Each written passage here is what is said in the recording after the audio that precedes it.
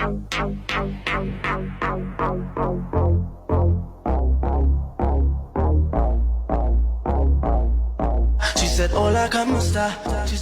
уу манайхан. Дараагийн бичлэгээр уулзаж байгаадаа баяртай байна. Намайг болон манай сувгийг дэмжиж донешн хийсэн бүх хүмүүстээ үнэхээр их баярлалаа.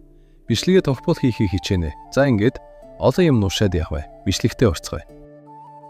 Юужин өөрийн дотоод манаг бүрэнд ажиллаж, түүний эргэн тойронд хүчрхэг шидийн тойрог үүсэн. Синхэр дүл мэт хүчтэй эсчин хүч бадарч эхэлнэ. Хэридүүд юм хэлсэнгүй. Визарда тэр төв тойрог хоёроо салгасангүй. Оронд нь хид хідэн төвийг нийлүүлж тойрог үүсгэж байна гэж бодов. Эдгарт Юужин Лайнхарт манааны бэлтгэл хийгээд 4 жил болж байгаа. Тэр мана удирдах тал дээр авьяастай юм гэж дүгнэв. Осман энэ гихтээ хангалтгүй мана удирдах шид ойлгох нь ондоо хоёр юм гэж бодов. Юужин баруун гар дээрээ манаага хуйлруулан цуглуулж хүчтэй салхины эргүүлэг үүсгэнэ.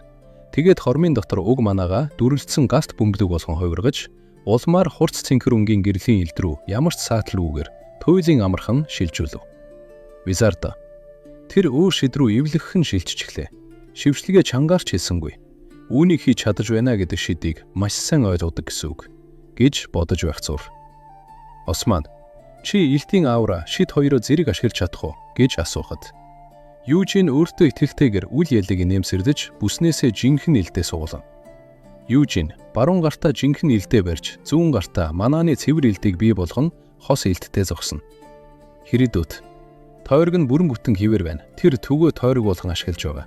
Тэгсэн гэр нь түүний төв үүргээ хийсээр л байна гэж бодож байхад Робериан юу гэж бодож байна гэж Османаас асуув. Осман бид энэ талаар ярилцах хэрэгтэй гэж хэлэхэд Робериан мэдээж ноён Юужин та түр гарч байгаач гэж хэлв. Юужин танхимаас гарав. Хэрдүүд улаан цамхын эзэн чи түүнд зааварчлага өгөөгүй гэдэгтээ итгэлтэй байна уу? Робериан би чамд олон удаа хэлсэн биз дээ. Ноён Юужин хинээс ч зааварчлага аваагүй. Тэр ганцхан улаан шидийн цамхгийн шидийн танилцуулга бичээсийг л уншиж би даанд шид сурсан гэхэд Хэрдүүд шидийн танилцуулгын бичээсийг уншаад ийм төвшөнд хүрэх боломжтой биш үү гэж гайхан асуухад тэр Лайнхартын хүн гэж Абрам хэлв. Тэрээр үргэлжлүүлээд Кид гүрний Лайнхарт авгаа Вермутийн үр удам. Тэдний цус хэр их авгаа болохыг тэв даяараа мэднэ. Чи юу гэж бодож байна? Юужин Лайнхарт сууд ухаантан гэдгийг мэдэгдэж байсан гэж Мелкит хандан асуухад Мелкит бяцхан Лайнхартын жаалын харуулсан шид нэг тойрог байсан боловч хүч нь нэг тойрогоос илүү байсан. Та нарт ч гэсэн мэдрэгдсэн биз дээ. Манааны ариун байдал, нягт зохицуулалт хамгийн байгальтай нь түүний манааны нэгдэл байсан. Бид шалгах хэрэгтэй. Дөрөв тойргийн төвшин тэр хүүхдийг шидийг идэвхгүй болгож чадна гэж бодохгүй. Тэр хитрхи баг байна гэж хэлэхэд Эдгард би түүнийг сууд ухаантан гэдгийг хүлээн зөвшөөрч байна. Гэхдээ залуу юм чинь үүнд яарах хэрэг байхгүй. Акрионы нэр хүндийг тооцсон. Түүнийг Акрионд эргэлзэх юмгүй тэнцэх хүртэл улаан шидийн цамхгийн эзэн түүнд хэдэн жил зааварчилвал яасан юм. Тэгсний дараа түүнд Акрион руу орох эрх үгүй гэж хэлэхэд Визардо би үүнийг сайхан хөрөнгө оруулалт хийж бодож байна. 17 настай авьяаслаг Лайнхарт. Тэр залуу чадвар нь одоохондоо хангалтгүй байгаа ч гэсэн маш их ирээдүй байна. Бид аль хэдийн Лайнхарт гэр бүлтэй нөхөрсөг харилцаатай байгаа. Үүнээс гадна бид Юужин Лайнхартад тус болж хөрөнгө оруулалт хийж болно гэж хэлв. Осман тэр хичнээн авьяастай байлаач өргөмөл хүү хിവэр байх болно. Тэр үрхийн тэргүүлэгч босхгүй гэхэд Балзак ихрүүдийн нэг болох Сиан үрхийн тэргүүлэгч болно. Онлын хувьд бол Юуди Лайнхарт өв залгамжлагч. Гэвч түүний сүрд хийсэн ичхэвтэр үйлдэл дутуугийн комплексыг бодвол тэр үрхийн тэргүүлэгчийн өсөлтөнд ялахгүй. Тэр үрхийн тэргүүлэгч болж чадахгүй ч гэсэн Юужин Лайнхарт гол гэр бүл орхигдуулахаар хүн биш гэж хэлв. Визардо тэр үнэм. Юужин Лайнхарт нэг л өдөр гол гэр бүлийг орхим явна. Тэр бүнтэй гэрлэж хүүхэдтэй болвол Лайнхартын уламжлалын дагуу гол гэр бүлийн гэрээс нүүнэ.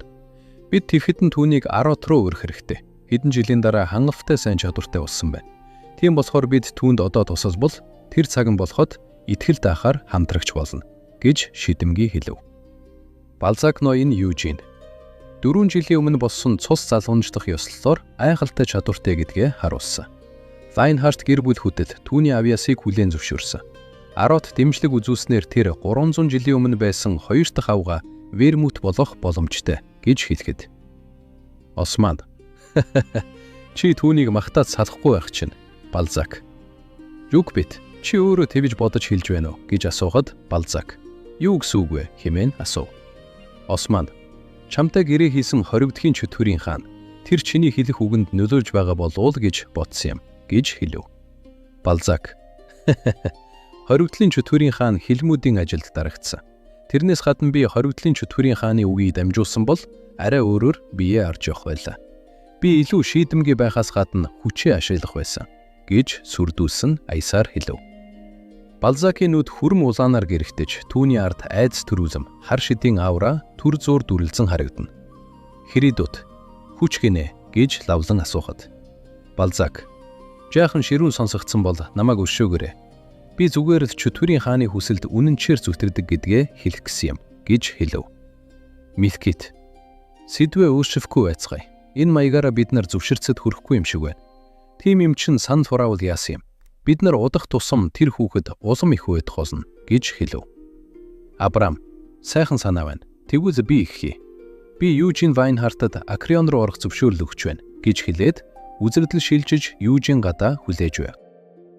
Южин гадаа хүлээх суура инхүү бодно. Хааны гэр бүлийн Акрион номын санд ганцхан үүн цэнтэй шидийн бичээс байдаггүй.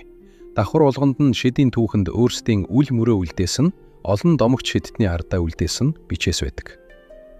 Хан нь битүү Аротын түүхийг агуулж байна. Тэд нар энийг номын сан гэсэн. Энэ гэхдээ музейтэй илүү төстэй юм байна. Акрионд 15 түүх байдаг. Сеньягийн бичээс 12-оос 15 хүртэлх давхарт байх ёстой хэмээн бодож байх зур. Милкит Жаза гэж дуудсаар танхимаас гарч ирв. Южин түүнийг хараад цараан шидийн цамхгийн эзэн Милкит Эл Хая. Энэ цаг үеийн хамгийн шилдэг сүнс дуударч бөгөөд түүхэндээ хамгийн анхны 2 сүнсний хаантай 2 гэрээ хийсэн хүн. Түүний сүнсний шидээг тооцохгүй байхад хүртэл тэр гайхалтай шидэтэнд ордог гэж бодод. Та нар ярьж дуусав гэж асуухад Милкит тийм ээ дууссан. Бид зөвшөлцөх байсан бол хэдэн хоног болохоор байлаа. Тэгээд бид зүгээр л сан тураас 5 хүн чамайг Акрион руу оруулахыг зөвшөөрсөн. 2 нь зөвшөөрөөгүй. Нэг нь дундыг баримталсан гэж хэлв. Южин тэгэхээр ихэнх нь зөвшөөрчээ. Тэгвэл би одоо дээд давхар руу гарч болох юм уу гэж асуухад Милкит тийм ээ болно. Чамд гэхдээ хэн зөвшөөрсөн хэн зөвшөөрөөгүй нь сонирн биш байна уу гэж асуухад Южин тэр хамаагүй ихэнх нь зөвшөөрсөн гэдгийн чухал гэж хариулв. Милкит шал тэнэг юм. Би чамд зүгээр хэлчихье. Би дундыг баримталсан. Энэ гэхдээ орохыг чинь зөвшөөрөөгүй гэсэн үг биш шүү. Би зүгээр л сан зөвүүл маргаанд оролцох юм шиг санагдаад. Чи тэдний царай харж байгаа үстэй. Ууртай байна. Бид санд асуулгаар шийдсэн боловч тэд нар арай өөр газар дахиад маргалтахад бэлэн байна гэж хэлэхэд. Дээд шидтнүүд нэлээд цохолдсон царайтай харагдана. Гинт цэнхэр шидийн цамхгийн эзэн Хэридүүд Южинийг хараад дургуутслын илэрхийлэн ууртай царайлан цаашаарв. Милкит чи цэнхэр шидийн цамхгийн эзнийг толгоос ихсэрхийг харсан уу? Тэр зөвшөөрсөн. Гинтийн хэрэг байгаа биз? Тэр чамайг өрөөнд орох үед шууд л дургуутслын илэрхийлж байсан. Тэр эхлээд татгацах гэж байгаад дараа нь бодлоо өөрчилсөн байх. Тийм бол хэн хоёр зөвшөөрөөгүй вэ гэж асуухад Южин хамаагүй гэж хэлсэн байхаа гэж сануулв. Милкит сануулгыг огт тоозгүй. Новон шидийн цамхгийн эзэм, шидтний бүлгмийн эзэм гэж хэлв. Южин надад хамаагүй гэд байхад яагаад хэлээд байгаа юм гэхэд Милкит чи 10 доостой бидэгтээ итгэлтэй байна уу? Ямар уй тустай юм бэ? Уурчин юм уу, дургуйч нь хүрэхгүй байна уу? Жишээлбэл тэд нар яаж Лайнхартаас татгалзаж чадаж байна ч юм уу гэхэд Южин үгүй. За би явуулаа гэхэд Милкит түр бүлээгээрэй. Чиний ташаан дээр байгаа илд салхин шүүрэг илд Винид үсттэй. Салхины сүнснүүдийн хааны адилсан илд гэж асуухад Южин тийм ээ яасан? Милкит би үргэлж түүнтэй гэрээ хийхийг хүсдэг байсан. Би түүнийг хэдэн ч удаа дуудсан ирдэггүй. Би үнэхээр их хичээсэн. Бүр цагдгааны сүнснүүдийн хаан, газрын сүнснүүдийн хаанаас хүртэл асуусан. Тэгтэл тэд нар салхины сүнснүүдийн хаан хинтээч гэрээ хийхгүй гэж хэлсэн. Би бүр Лайнхарт гэр бүлийн төв байрлал захидал явуулсан. Тэгсэн тэд нар гадны хүнд гэр бүлийн эрдэнсээс түр хэрэглүүлдэггүй юм байна. Явцсуу бодогтой новшнууд. Тэд нар намайг Венедиг хулгайлаад алга болно гэж бодоод байгаа юм уу? Хайшаа юм. Би зүгээр л гэрээ хийхдээ ашиглах гэж байсан юм. Тэд нар яагаад ингэж байгаа юм бэ хэмээн бухимдана. Юужин, та надад юу ч гэж хэлсэн би танд Винидийг хэрэглүүлж чадахгүй. Онлын хувьд бол энэ минийх биш. Би зүгээр зүрхийн тэргүүлэгчийн зөвшөөрлөөр түр ашиглаж байгаа юм. Гэхэд Милкит зүгээрээ би хүнд ч хэлэхгүй. Чи надад хальт хэрэглүүлэхэд болно гэж бүр донцсон шинжтэй хэлв. Энэ хамгийн удаандаа бүтэн өдөрч болохгүй. Хүсвэл харж болно. Гэхэд Юужин хэсэг бодох. Салхины сүнснүүдийн хаан Темпест том өгзөгтэй. Би түүнийг сүүлийн 4 жил дуудах гэж оролцсон боловч тэр гарч ирээгүй. Би одоо байгаа манаагаараа хийж чадахгүй бололтой. Гэхдээ цагаан шидийн цамхгийн эзэн хийвэл хоёр сүнснүүдийн хаантай гэрээ хийсэн цорын ганц сүнс дуудагч Винидийг ашиглавал Темпест гарч ирэх магадлалтай. Тэр хичнээн сайхан санал тавьж болгоч одоо түүний саналыг зөвшөөрөх шаардлага байхгүй. Би түүнийг аргаа бартхан байлгавал тэр надад ямар нэг юм өгч магадгүй хэмээн бодоод Юужин би хаанаас нэвтрэх карта авах вэ гэхэд Милкит би замчилъя. Милкит замчлаж Юужинд хүлээн авахчаас гоёмсог чаман хийцтэй нэвтрэх картыг гаргаж өгөв. Юужин энэ Акрионы нэвтрэх карт байх нэ. Энэ зүгээр л миний тамхтай үнэмлэх байна гэж бодов. Милкит энд байгаа тань сүнснүүдийг Акрионд үл мөрөө гаргасан авга шидтэнгүүд үлдээсэн гэдгийг мэдхүү. Аротыг үүсгэн байгуулсан шидтэн хааныг Туваны шидийн аав гэдэг байсан. Авга Сеньягийн тань сүнснүүд хүртэл энд байдаг. Тэгэхэд Юужин юу ч хэлсэнгүй. Милкит царайны хувирлчин шад уйд тустай юм а. Би чамд Сеня сонирхдаг гэж бодсон юмсаа. Чи түрүүн Сеньягийн давхрыг хайж байсан биз дээ. Аротод ирсэн эхний өдрөө Сеньягийн гэрээр аясан. Мэдрэн талбай дээр салбар гэр бүлийн гишүүнтэй уулзсан. Юужин та тэрийг яаж мэдэж байгаа юм гэхэд Милкит чи алдартай гэдгээ мэдэхгүй бололтой гэхэд Юужин тоосон шинжгүй тийм байх уу гэхэд Милкит ховгийн антим да чи хизээ надад Винидээ түр хэрэглүүлэх юм гэж асуухад Юужин тийм юм байхгүй гэж хариулв. Милкит чи хаалганы хажууд байгаа нүхийг харж байна уу? Чи тэнд үнэмлэхээ тавьбал цагтлан шат нээгдэнэ. Чи 12 давхар руу гарна үсттэй. Юужин тийм ээ гэхэд Милкит тэр харж байна уу? Чи хатагтай Сеняд үнэхээр их дуртай юм байна гэж хариулахад Юужин үгүй ээ гэж хэлээд та намайг хүлээхгүй юм байгаа үсттэй гэхэд Милкит надад илүүдээ гарсан цаг байхгүй. Би чамтай хамт явмаар л. Тэгвэл чи ичих бах. Анх удаага үнэнтэй нүүр тулгархад цочилд орох үе. Энэ сэтгэлд хоногчдог хүчтэй шившлэг чи живх авч явсан дээр бах гэж хэлв. Юужин байхаж яах гэж асахад Милкит чи өмнөдөө алдах магадлалтай. Цагийг сайхан өнгөрүүлээрэ хэмээн хэлээд Юужин дээш гарав. Цагтгаан шатны хаалга хаагдаж Юужин 12 давхар руу өгсөж цагтгаан шат 12 давхар зогсоход хаалга аажмаар нээгдэхэд Юужины өмнө жижигхэн Сеньягийн танхимд тавтай морил хэмээн хилэн хүзээж байна. Юужин райхан чи Сеня юу гэж асуухад бяцхан Сеня үгүй би Сенягийн танхимын тань сүнс байна гэж өөрийгөө танилцуул. Юужин Акрионд мэрэгэн Сенягийн тань сүнс байдаг. Энэ тэр юм байх та гэж бодоод. Юужин чи дөнгөж сая намайг Юужин Лайнхарт гэж дуудсан. Чи яаж миний нэрийг мэдээд байгаа юм гэхэд Мир чи дөнгөж сая Акрионы нэг давхарт нэрээ бүртгүүлсэн гэж хэлв. Юужин тийм. Бяцхан Сеня үргэлжлүүлээд. Ганц биш. Энд байгаа бүх тань сүнс Акрионы шидийн системтэй холбоотой. Бид нар орж гарсан бүх хүнийг мэддэг гэхэд Юужин би чамаа юу гэж дуудах вэ? Бяцхан Сеня хатагтай Сеня намайг Мэр гэж дууддаг байсан.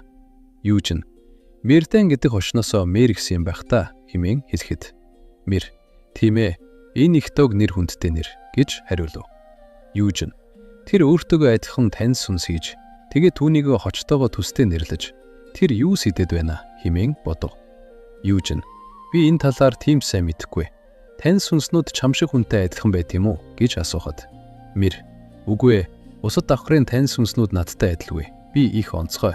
Намайг бүтээсэн мэрэгэн Сеня авга Вермутийн найз. Намайг хатагтай Сенягийн ааш зан дээр суйрлан бүтээсэн гэж хэлв. Юужин Робериан цус залгамжлах яслалаар амьд зүйлийг хийх би амьд зүйл бүтээх хориотой гэж бодсон юмсаа гэж хэлэхэд Мэр би амьд биш. Надад амьд биетүүдэд байдаг сүнс байхгүй. Миний бие хатагтай Сенягийн шидээр бүтсэн. Харин оюун ухаан минь тэнд байгаа гэж хэлээд. Мэр Өрөөний голд байрлах цэнхэр гэрэл цацруулан эргэлдэх асар том шийдмийн хүрдэн цөм рүү хуруугаараа заав. Юужин гайхна. Тэр юу вэ гэхэд Мэр сайхан асуувт байна гэж хэлээд хойшоо гэдэхэд Мэрийн том малгай нь толгооноос нь мултрам өнөв. Тэрээр газар явган сууж малгайгаа буцааж өмсөд. Хатагтай Сенягийн бүхийд амьдралаа зориулсан шидийн төв, шулмын урлаг гэж танилцуулав. Юужин шулмын урлаг хэмээн дуу алдаад. Сенягийн тэтгүүртэй гарахаас өмнө бичиж дуусгасан шидийн бичээс 3 хэсэгт хуваалддаг. Тэр яаж ном байх юм бэ хэмээн гайхав. Мэр бүх ном шиг харагдах ёстой гэж бодох нь буруу гэхэд Юужин ямар новшоо яриад байгаа юм бэ гэж асуув. Мэр чи мэдээж хэрэг ойлгохгүй. Чи угаасаа ойлгохгүй. Шидийн цамхгийн эзэд хүртэл хатагтай Сенягийн шидийг ойлгож чадаагүй гэхэд Юужин юмд хийсэнгүй. Юужин үргэлжлүүлэн дотроо хүн шоорж байгаа юм шиг инээмсэнлээс омголсон их зан. Тэр Сенягийн ааш занг төгс дүүрэж гэж бодов. Юужин хатагтай Сеня яв хүртлээ чамтай адилхан ааштай хэвээр байсан уу гэж асуухад Мэр үгүй тэр өөрчлөгдсөн. Миний ааш зан хатагтай Сенягийн залуу үеийнхтэй адилхан. Хатагтай Сеня өмнөхөө бодоод дэгжин хэнцэр уссан. Инээх нь багассан. Шидийн судалгаа хөгжүүлэлтэд анхаардаг байсан гэж хэлв. Юужин тийм гэж юу хэмээн Сенягийн дүр төрхүүдийг төсөөлөв. Юужин чиний оюун санаа шидийн урлах байгаа гэдэг чинь юу гэж байгаа юм гэхэд Мэр миний оюун санаа шолмын урлах байгаа шившлгүүдийн бүрэлдэхүүн. Би шидийн урлагийг хамгааж удирдах зорилготойгоор бий болсон. Би хатагтай Сенягийн тушаалын дагуу энэ танхимыг 200 жилийн турш авч явжаад гэхэд Юужин анх шидийн урлагийг уншихад миний бүхий л амьдралаа зориулсан шид хүүхдийн тоглоом шиг санагдсан. Энэ бацтай энгийн шидийн ойлголтоос өөр юм гэж бодоод Юужин чи хатагтай Сеня яагаад тэтгүртэй гарсан? Хаашаа явсныг нь мэдэхгүй байх та гэж асуухад Мэр мэдээж хэрэг үгүй. Тэр гівгэнд болгоомжлын тэтгүртэй гарсан. Түүний сурагчид гэрийнх нь үйлчлэгч нар би хүртэл тэтгүртэй гарсан шалтгааныг мэдэхгүй. Тэр үеийн Арутын хаан шидийн цамхгийн эзэд, шидтний бүлэгмийн эзэд, По томшгүй олон шидтэн хатагтай Сеня хаашаа явсан талаар надаас байцаалт авсан. Тэр новшнууд шулмын урлаг руу нэвтэрч миний ой санамж руу орсон. Тэдний чадвар дутмаг болохоор хэдэн 10 жил болгон ирж шалгадаг гэж хэлв. Юужин Сенягийн байшлыг олгож Мэрийн ой санамжийг шалгаагүй. Арутын шидтэнгүүд Сеняг хөндлөж байсан шиг хэдний урд байгаа зүйл төгс туршилт нь болж байсан. Ямар шидтэн байсан түүн дээр задлан хийхийг хүснэ гэж бодоод. Юужин Акрионы олон нийтэд эд болсон шулмын урлаг л дээд түвшнийх гэж сонссон. Нөгөө хоёр нь энд байгаа юу? Мэр. Үгүй тэр шулмын урлагийн их хөв. Хатагтай Сеня тэр их хөвгөөс гүнзгий доод түвшиндэж гаргасан. Тэр тэгээд дээд түвшний хэсгээ Акрион таньдуулсан. Чи хатагтай Сеняг их сонирхдаг бололтой гэхэд Юужин сонирхгүй хүн гэж байд юм уу гэж хариулахад Мэр тэр тийм л дээ. Чи гэхдээ шидтэн биш шүү дээ. Ауга Вермутийн гэр бүл би анх удаага түүний үр удмыг харж байгаа болохоор сэтгэл их давталж байна. Миний мэдэж байгаагаар хатагтай Сеня 10-тод буцаж ирснийхэн дараа Лайнхарт гэр бүлтэй нэг ч удаа уулзаагүй. Ноён Вермуттэй хүртэл уулзаагүй. Гэхэд Юужин Лайнхартын бүртгэлийн дагуу бол Вермут хэлмүүдээс ирснийхэн дараа найзуудтайгаа нэг ч удаа уулзаагүй. Сеня, Анис, Мурун тэд Вермутийн оршуулгаар л бүгд цугтарч уулзсан. Тэр новш хичнээн үг дуу цөвдөө байсан ч гэсэн хэлмүүдээс ирээд нэгэнтэй ч уулзаагүй. Лайнхарт гэр бүлийн нэрийг бий болгосон гэдэг хачин байна хэмээн бодоод. Юужин хатагтай Сеня хамбарчдынхаа талаар ярьж байсан уу гэж асуухад Мэр тэр ноён Муруныг тэнэг гэсэн. Хатагтай Анисыг могоо шиг гэсэн. Юужин Хамелийг юу гэсэн бэ гэж асуухад Мэр тэнэг, хогийн новш, эргүү мал гэж хэлсэн гэхэд Юужин чи сая хатагтай Сеняг хэнцэр дэгжин гээгүй лөө гэхэд Мэр хэнцэр дэгжин хүн хараалын үг хэлж оолно. Хатагтай Сеня хамбарчдынхаа талаар ярих болгондоо өөлөх гэж байгаа юм шиг харагддаг. Ялангуяа Хамелийн талаар ярихдаа тэр их зовдөг байсан гэхэд Юужин хатагтай Сеня Вермутыг юу гэж байсан бэ гэж асуухад Мэр тэр ноён Вермутыг магтах юм уу, боромжлох дүгнэж байгаагүй гэж хэлв. Юужин энэ хөрөг гэртэн байсантай адилхан байна гэж хэлэхэд Мэр энэ хөрөг дээр байгаа инээмсэглэл хуурамч. Хатагтай Сеня нэг ч удаа ингэж инээж байгаагүй. Би түүний ааш цанг дуурайх гээд яригцахад түүнээс нэг удаа ингэж асууж байсан. Та дандаа гонигтай байт юм бол яагаад хөрөг дээр инээмсэглэж байгаа юм бэ гэж асуухад Сеня хүмүүс хэдэн зууны сүүлд энэ хөргийг харах юм чинь өнөгтэй царай харуулж байхаар инээмсэглэж байгаа нь дэр гэж хэлж байсан. Мэр.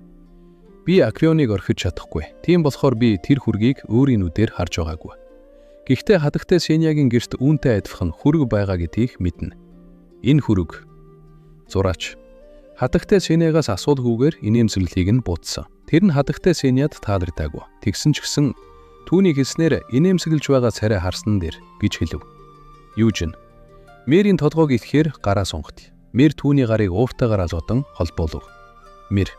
Битгий давраад Юужин. Өө тийм уучлаарай. Мэр. Би чамаас жижигхэн байж болох ч 200 жил амьдарчихсан шүү. Битгий надтай хүүхэдтэй харьцаж байгаа юм шиг харьцаад бай. Сениагийн таяханд ганцхан шулмын урлаг байдаггүй. Энд бас түүний ашигладаг байсан шидэт төхөөрөмж байгаа. Энэ хатагтай Сениагийн дувтай таяг гэхэд Юужин хараад Акасия. Мэр би таны тань гэдгийг мэдсэн юм. Эльфийн нутагт байдаг агуу самар ойл уруудаг Дагны мод байдаг гэлцдэг. Акасия дэлхийн хамгийн хүчтэй шидийн таяг. Ойд ургадаг хэдэн мянган жилийн настай модны үндснээс хийсэн. Эльфүүд тус модонд өвөг дээдсийнхэн сүнс оршдог гэдэгт итгэдэг. Бас тэр нь дэлхийг тогтоон барьдаг гэж боддог. Чи намайг юу гэж хэлэх гэж байгааг ойлгож байна уу? Тэр сүрлэг эльфүүд модныхаа үндэсний нэгийг тайрч түүгээрээ таягхийн хатагтай Сениад бэлэг болгож өгсөн гэж хэлэхэд Юужин Сения эльфч биш, хагас эльфч биш, энгийн хүн. Гэхдээ эльфүүдтэй их орооцолдог байсан. Сения эцэг их нь хэн байсныг мэддэггүй. Түүнийг твийн өмнөд мужид байрлах, том ширэнгэн ой болох агуу самар доргсон. Тэр хаваар явж байсан эльф уйлахыг нь сонсоод түүнийг авч өсгсөн. Сения тэгжил эльфийн нутагт өссөн. Тэнд байсан эльфүүд Сениад тийм ч их дуртай байгаагүй. Гэхдээ түүнийг маш их авьяастай гэдгийг мэдсэний дараа тэд Сениаг үнэмлэн эльфийн шид заасан гэж Юужин бодов. Мэр хатагтай Сения тэр модны үндснээс хийсэн таяыг эзэмссэн эхний хүн. Үүнээс гадна таяг дээр байгаа улаан үнэт чулуу. Тэр бол луугийн зүрх. Тийм ээ. Дэлхий дээр луугийн зүрхийг ашигладаг хоёрхан таяг байдаг. Хатагтай Сениагийн Акаси болно.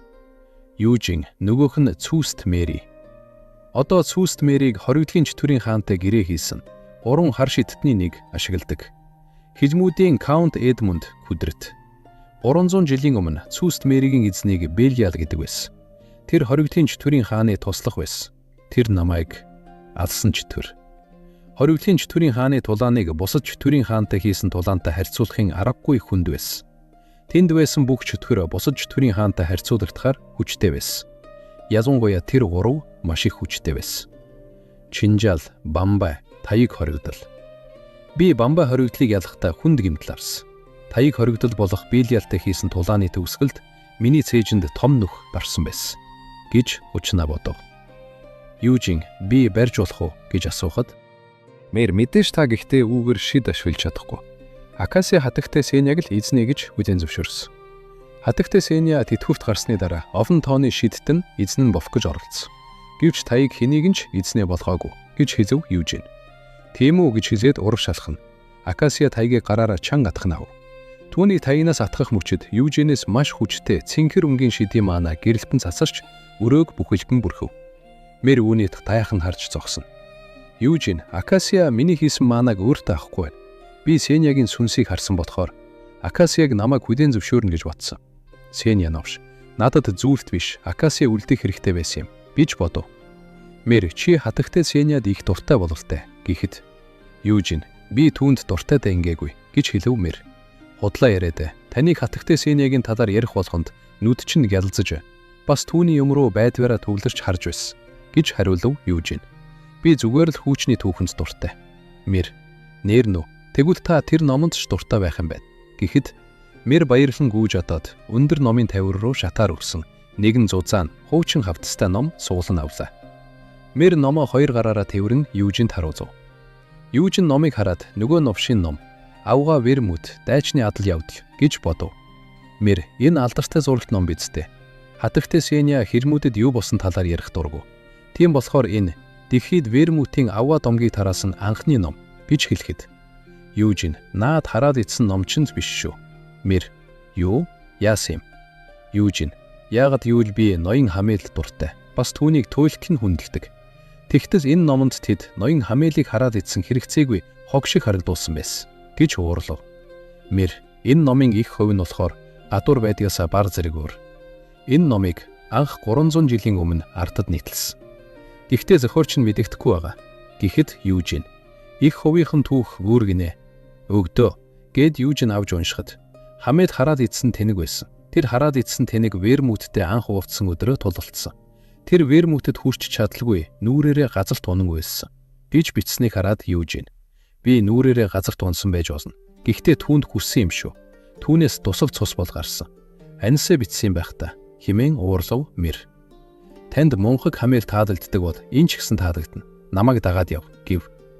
Мэр Южиний дагуулсан 4 аваа баатрын цэнхэр гэрэл төшөөж агссан танхим руу дагуулсан ирэв. Мэр энэ хатагтай Сеньягийн ой санамжаас гарч биечлэн үлдээсэн юм. Тэд нар хөргөшиг биш, хатагтай Сеньягийн хамтрагчдын талаарх ой санамж. Тэр голдон зовсож байгаа царайдл залуу аавга Вермут. Түүний хажууд хүүхэн хараа нь харагдахааргүй болтлоо инээж байгаа эмэгтэй бол үнэн ч шударга Анис. Трол юм уу хүн юм уу гэж андуурхдахаар эрэхтэй бол ир зөрөгт муруу. Тэр хэрэг таригч шиг харагдаж байгаа хүн бол мөнхөг Хамел. Энэ байдаг л нэг зүйлч гэсэн Хамелийн амьдралын талаарх нэг ч дурсамж үлдээгүй. Хамелийн царайг Сеньягийн танхимд л харах боломжтой гэж хэлэхэд Южин тэр царайлаг юм гэж хэлэхэд Мэр тийм байгаа үз. Вермут дажгүй царайлаг байсан гэхэд Южин би тэр хөгсний талаар яриаггүй байна. Би Хамелийг царайлаг гэж байна. Мэр гинт цочиж сожигтой юм уу гэж хэлэхэд Южин тэр хөгшин ир царайлаг л да. Хамел ч гэсэн царайлаг байна. Хөх түүнд зэрвсэг аратны дур булаан байдал байгаа юм шиг гэж хэлээд ичиж цааш харав. Южин хэлж үтсэн юм гэхэд Мэр түн рүү гаж дунд нь харж байгаа юм шиг харав. Хэсэг хугацааны дараа Южин болон Мэр нар номын санд ширээний ард сум яригдсан. Южин 12-14 давхар хүртэл хатагтай Сеньягийн үж мөрүүлдэж. Тийм бол хамгийн дээд давхарт юу байд юм гэж асуухад Мэр 13 давхарт хатагтай Сенья Акрионд байх хугацаанд хийж байсан судалгааны тэмдэглэл эрдэм шинжилгээний бичиг байдаг. Ноён Южин та одоо бол тэдний ойлгохгүй. 14 давхарт судалгааны ажил агуулсан шидийн номууд байдаг. Тэд нар ч гэсэн чамд ойлгох хүнд байх болно. Гэхдээ тэднэрт тайлбар байгаа болохоор судалгааны тэмдэглэлээс илүү ойлгомжтой байх болно гэж хэлв. Южин тэд нар гэхдээ шолмын урлагаас илүү байж чадах юм уу гэхэд Мэр мэдээч хэрэг үгүй. Үүнийг үгээр тодорхойлох хүнд байна. Та өөрөө үндэстэн дээр байх гэж хэлээд Южин Мэр хоёр том хэмжээний шидийн төхөөрөмж рүү алхан очив. Мэр шолмын урлаг нь маанал тойрог болгодог оногчтой арга юм. Тэд нь таны шидийн хүчийг нэмэгдүүлнэ. Шившлэг хийж байхдаа орхигдуулах боломжтой зүйлийг илүү энгийн болгосон арга. Оюун ухаанаас салгаж шидийг биежүүлдэг. Ухаангүй шид бие рүү ч н орж хадгалагдахаар тухайн нөхцөл байдлаас хамаарч өөр өөрөөр биежих боломжтой. Үүний хамгийн гайхалтай зүйл бол энэ нь тойргийн төгс сан болж байгаа юм. Одоо ихэнх шидтэн тойрог ашигладаг болсон ч гэсэн шолмын урлагийн шидийн тойргийн арга нь энгийн тойрогоос хамаагүй илүү. Маанага тултлан ашиглан маш их хүчтэй шидийг хийх амархан байна гэсэн үг. Хич тайлбарлан хэлэхэд Южин уучлаарай би чиний хэлсэн зүйлээс юу ч ойлгосонгүй гэж хэлв. Мэдээч шүү дээ. Ноён Южин миний хэлснийг сонсоод ойлгодог бол шулмын урлаг түүхэнд хамгийн аваа шидийн ном болохгүй байсан юм. Южин тэгээд би яаж унших юм? Мэр нүдэ анаад алгаанэ. Тэгээд маанага шулмын урлаг руу хий. Та тэгсний дараа уншиж чадна гэж хэлв. Южин гараа урагшсунган том шидийн төхөөрөмжөд хүрэхэд цэнхэр гэрэл цацарна. Южин би ийшээ маанагаас хийхэд болох юм байх та. Эсвэл би тойрог руугаа маана хийх ёстой юм болов. Шид ашигладаг шгэ гэж бодох мөчөд гинт Южины эргэн тойрон харанхуйлж түүний ухамсар өөр орон зайд шилжинэ. Южин юу? Энэ зүүдтэй төстэй юм. Гэхдээ өөр байна. Би сүнсэнд даруулсан юм шиг гацаа байдалд орчихлоо. Бас би хар дардагтай адилхан амар хий юм харахгүй байна. Надад зүгээр л ямар ч хүч байхгүй байгаа юм шиг санагдаж байна. Южин ховцгүй нүцгэн биеэрээ харанхуй орон зайд хөөх бөгөөд түүний урд асар том маанагийн давлгаа үүснэ. Южин түүнийг хараад далаа шиг их маана байна. Асар их маанагийн далай хуйлран доошоо гүн рүү сорогдож Южин түүнийг гайхан харна. Маанагийн урсгал дунд цэнхэр гэрэлтсэн асар том тойрог үүсэж түүний дотор жижиг тойргууд ар араасаа хэлбэржин биежиж эхэлнэ. Южин гайхсан нүдээр харахад түүний урд тоолж болшгүй олон шидийн тойргууд эдрэтэ бөгөөд төгс зам болон тогтсон байлаа. Южин цочин ухамсар нь эргэж ирэх өгөөд шаран дээр хэвтэж. Южин би ямар нэгэн сони виснө мэрээс асуухад Шууд ухаан хартсан чинь хачин байна. Битгий санаа зов. Шулмын урдагт орсон олон шиттэн өмдөндөө шээж байсан. Юужин ноён харин амнаасаа хөөс цасруулан ухаан хартсан. Тэр чинь ойров цавар 2 цаг болсон байх. Цагаан шидийн цамхгийн эзэн Михкид ил хаяа. Цэнхэр шидийн цамхгийн эзэн Хиридүүд үзэн хоёулаа өмдөндөө алдсан гэж хэлэхэд Михкид чи өмдөндөө алдаж магадгүй гэж хэлсний санав. Юужин тэр намайг шовлсондоо бус амьдралын туршлаасаа болж тэгж хэлжээ. Мэр шулмын урлагт орох ямар байна гэж асуухад Юужин хүнд юм түүхтэй байсан. Би сайн ойлгосонгүй. Үгүй ээ, би бүдэг бадрал ойлгосон юм байна. Гэхдээ үлдсэнийг нь өөрийн мэддэг мэдлэг болон онцоор ойлгохгүй байна. Тойргийн замыг харах сонирхолтой байлаа. Аврах том тойрогт тоо томшгүй олон тойрог үүсэн хуваагдаж байсан. Би 9 тойрог хүртэхийг л ойлгосон гэж хэлэхэд Мэр таныг хэлснээр хатагтай Сеня анх тойргийн онолыг бий болгосон. Тэр тийхэд эсүүхэн тойрогтой байсан. Хатагтай Сеня шидээ үргэлжлүүлэн судлан агсаар байсан. Тэгээд тэр өөрийнхөө хязгаарыг давж чадсан. Мөнхийн нүх. Хатагтай Сеня л тойргийн төгсгөлд хүрч чадсан. Шулмын урлагийн дараа олон шиттэн мөнхийн нүхэнд хүрэхийг зорилгоо олгосон. Гэхдээ хинч эсүүдэх тойргийг давж чадаагүй. Чи мананы нэгч туслыг үргэлдүүлэхгүйгээр ашиглаж чадвал тэр аврах том тойрогт байгаа бүх манааг үдирдэж чаддаг болно гэсэн үг. Тойрог хуваагдчаад эргэж ихшин. Энэ нь тойргийн төгс зам болдог. Хэдий мөнхийн нүхийг үүсгэх хүнд ч гэсэн тэрийг шидээр хэрэгжүүлэх амархан. Мөнхийн нүхийн гарт бөмбөлөг эсвэл тойрогт тамийн галаас хамаагүй хүчтэй байдаг. Ганц тэрч биш, чи утга учиргүй манаагаа өрөхгүй бас аргууд нь төвөгтэй биш. Та одоо ойлгосноо? Мөнхийн нүхийг үүсгэсэн хатагтай Сенятай үсэлдэх боломжгүй байсан. Үүнийг гэхдээ шалгах арга байхгүй л дээ. Тэр чөтгөрийн хаадыг арч чадах байсан юм гэж хэлэхэд Юужин магадгүй юм. Сеня хилмүүдээс ирснийхээ дараа цагаа хий дэмий үрээгүй юм байна. Тэр өмнөхөөс хамаагүй их хүчтэй болж анисэ мурун хүртэл вирмут ч гэсэн хүчтэй болж тийм байж тэд нар яагаад чөтгөрийн хаантай дахиж тулдах гэж оролдоогүй юм бэ? Вирмут гэж бодов. Удалгүй Юужин цахилгаан шатаар доошоо буухад түүнийг Михкид болон Робериан нар ухтан авна. Михкид чи энд хурдан ирч гэж хэлснээр энэ хэсэг дуусдаг. Энэ удаагийн Pathfinder инхүү тусаж байна. Лайк дараад Softman subscribe хийж биднийг дэмжихээ мартаваа. Дараагийн бичлэг хүртэл түр баяртай.